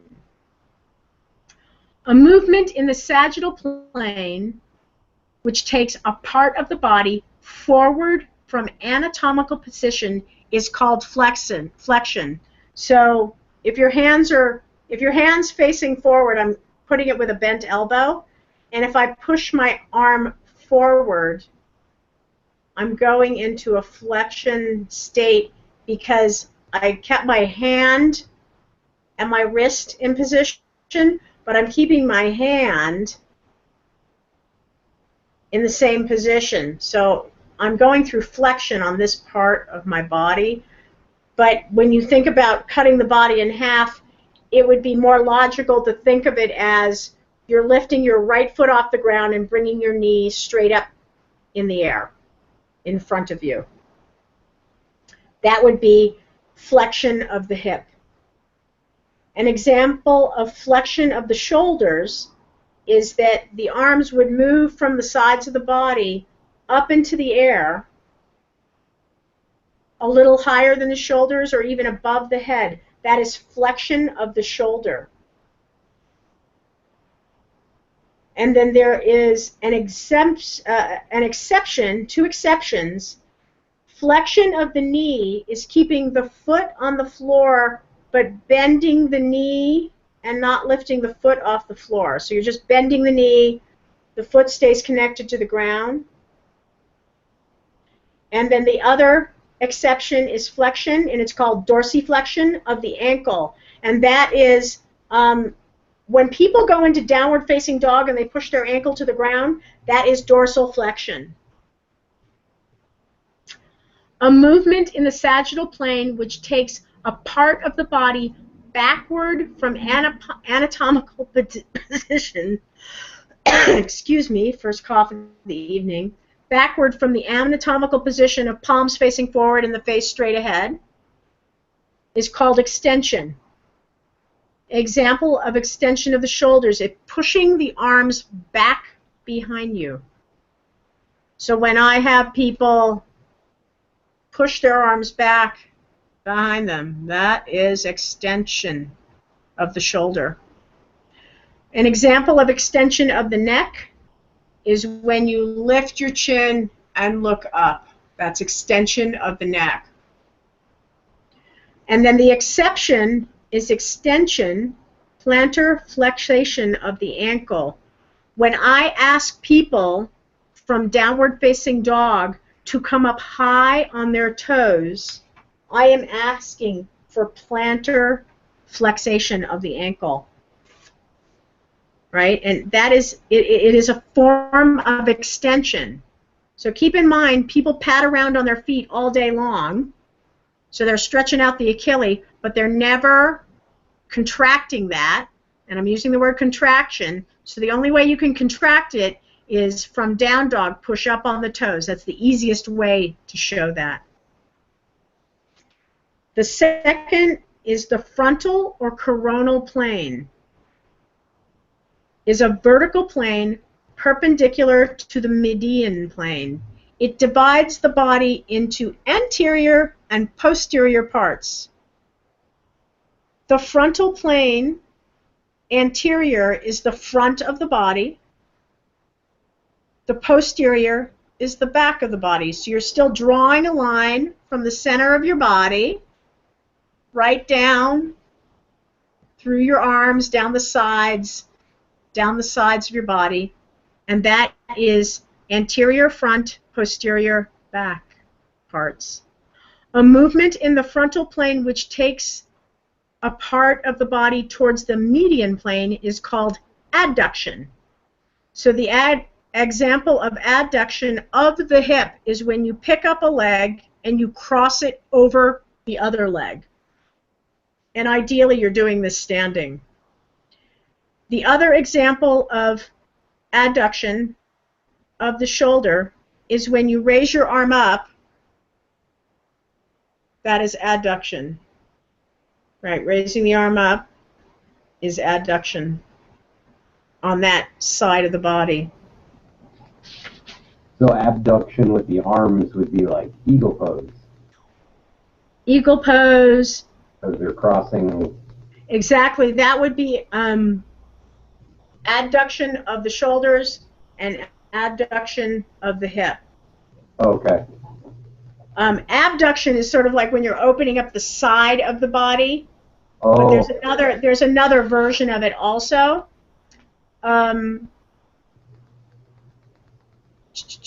For the neck, for the trunk or the neck, movement in the frontal plane away from the median plane is called lateral flexion or side bending. Right? So when you tilt your body and you fall in at the waist or let your arm get longer on one side of the body, that would be lateral flexion or side bending. For the fingers or the toes, the reference used is the axis of the hand, middle finger or foot, second toe. Example, adduction of the fifth finger moves it away, abduction, that's A-D-B, not A-D-D. Make sure I got that right, A-D-D. Abduction of the fifth finger moves it away from the axis of the hand, not from the median plane. So what's happening is you're doing that. You're moving it away. The next plane is a transverse or horizontal plane that divides the body into superior and inferior, upper and lower parts. So superior is considered the upper half of the body, up. Inferior is the lower parts of the body. And what you may want to do is, I believe if you get into a medical dictionary, the word inferior doesn't mean it's inferior. It just is a Latin phrase, so you may want to look at it in a regular dictionary for inferior and also in a medical dictionary, just if you need a clearer picture of superior and inferior, you have a better description of that. A movement in a transverse plane which takes a part of the body outward is called lateral rotation. So you're back in that position where the palms are facing open, your feet are right under your hips and your shoulders, and you're looking straight ahead. A lateral rotation of the hip, the part being moved, is the front of the thigh. So when somebody turns their thighs open, and I guess the best description I can say of this is you're standing in straddle with your torso straight ahead and your arms right down by your sides, and you turn out your right leg. You're laterally rotating the hip to turn that leg out. You're not turning out the ankle, you're not turning out the knee, you're laterally rotating the hip. The opposite type of movement, inward, is called medial rotation. Medial rotation of the shoulder, the part being moved, is the front of the upper arm, right? So when the arm is hanging by the side and you go in, that would be medial rotation. In pronation of the forearm, your elbow is bent, right? You're going from here, here. This is pronation, when you actually turn your palm down. In supination of the forearm, the palm faces upward. And what I want to point out is that the two bones in the arms actually have to cross over each other for that to happen, right? So this is actually coming from the elbow. That's why they're talking about it as the forearm. Pronation, palm down. Supination, palm up. For the trunk or the neck, we refer simply to right or left rotation. The reference point is the front of the chest or the head. Complex body movements typically involve movements of all three planes. When you sit in a cross-legged position, some people call it Taylor's position or just easy pose, it involves flexion, abduction, and lateral rotation of the hip joints. And we did cover this when we were talking about how to build your lotus or how to sit cross-legged.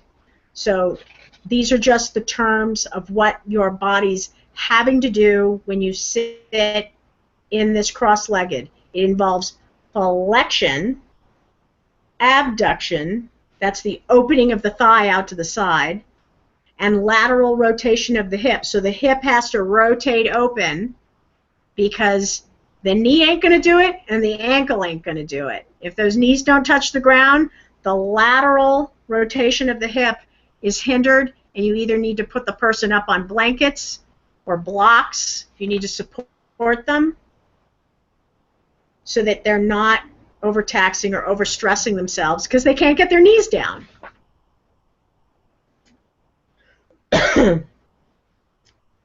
And then I'm just going to go through, I have 4 minutes. And this is other anatomical reference terms. Medial is closer to the median plane, right? So that's the plane that comes right down the middle of the body. Medial, when you say medial, or when you hear a doctor, the reason I'm saying this is because you want to know these terms, because if a doctor gives somebody a recommendation, or if you're lucky enough to be involved with a doctor, you want to know these terms. Lateral is further from the medial plane, right? So this is the medial plane. Lateral is further away. So this is that out. This is laterally out from the middle of my medial plane. Anterior, facing toward or located at the front. Posterior, facing toward or located at the back. Anterior and posterior surfaces of the forearm. So there's this anterior part of the forearm, and then there's this posterior part of the forearm, right? The back side of it. And then it's the same idea, superior and inferior. Superior facing towards or located at the top, closer to the head. Inferior facing towards or located at the bottom. So when you think of the femur bone, superior is the top of it where it attaches to the trochanter attaches to the acetabulum. Inferior is closer to the knee where it makes that connection. And then the last three, superficial or external, on or near the outside, external surface of the body or a particular bone or organ. Example, deep, superficial, as the I hate this word, gastrocnemius muscle, which is the calf muscle or one of the calf muscles.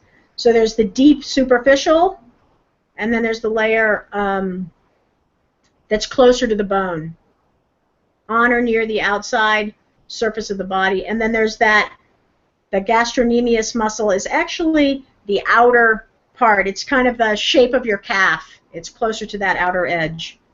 Deep or internal, inside the body or a particular bone or organ. That would be closer to the shin bone, right? Deep would be closer to the shin bone. And what it is there's the other way to interpret this is the gastrocnemius. The back side of it is the shape of your calf. The closer it gets to the bone is the deep part of it. And then there's proximal, closer to the trunk or some major joint, and distal, further from the trunk or some major joint. The articulations between the bones of the fingers are called proximal and distal, interflange joints. So this is going to be closer to the trunk than, and this is distal. It's further away from the trunk, right? So this joint down here, closer to the trunk, proximal, distal at the tip of the finger. And we are done with this section of our online joyous experience of anatomy. I want to thank you, Anton, for being here. Otherwise, I would have been talking to a big bowl of fake flowers. I'm gonna